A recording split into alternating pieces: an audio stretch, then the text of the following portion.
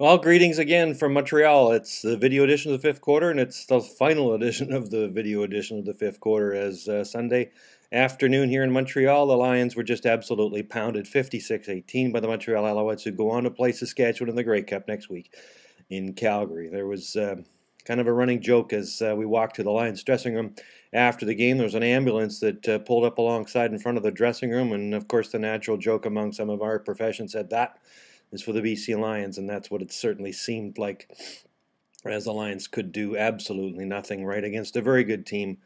Going into the locker room, Roy Simon said it was a game that we were due to have, and when we asked him what that meant, what he said is that it was a game like many others that the Lions had played this year, which were spectacularly bad. They didn't do anything right whatsoever. Two key moments, I think, or two key points to bring up in this game. The very first defensive play for the Lions basically changed the tenor of the game. When Dante Marsh went out with an MCL injury, he ran into Anton McKenzie, and that basically forced the Lions out of whatever they wanted to do defensively. LeVar Glover had to come over to the other side and play the short side where Marsh was, and Jerome Dennis was put in the outside or the wide side corner, and Jerome Dennis hasn't played that position all year. He's hardly even practiced it.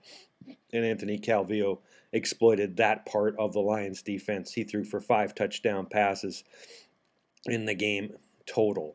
Another thing for the Lions, Martel Mallet, 6 carries, 5 yards. He had a separated shoulder and said after the game he shouldn't have been on the field in the first place. But the Lions basically put the squeeze on him and asked him to play, and he tried to respond the best way he could.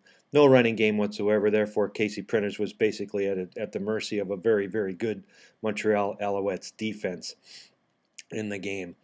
Wally Buono said the better team won. Everybody in the locker room said the better team won. Martel Mallet said it was the worst game he'd ever played, and I dare say there'd be a few others if you canvassed everyone in that room who would probably have to say the same thing. So again, 56-18.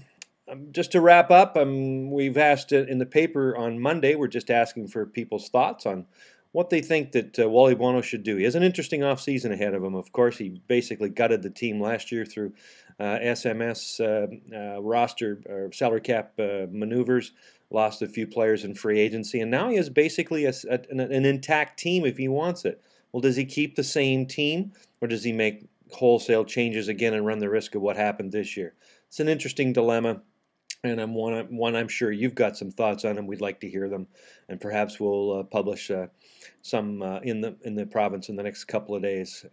I'd also be interested in what you think about the fifth quarter, whether or not it works, whether or not the video works. We may not have the video aspect or the capability to do this stuff next year due to some of the tech changes that's going on at the paper. So I'm just curious as to what you think if any of this is useful or just amusingly entertaining, or not even amusing. I'd be just curious as to what you thought, because the feedback's important. It helps the people at the paper decide whether or not this kind of stuff is actually of some value to people. Again, thanks for watching. Thanks for your responses all year.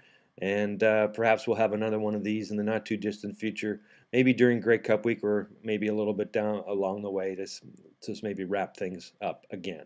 Again, from Montreal, 56-18. I'm Lowell Ulrich. That's the fifth quarter.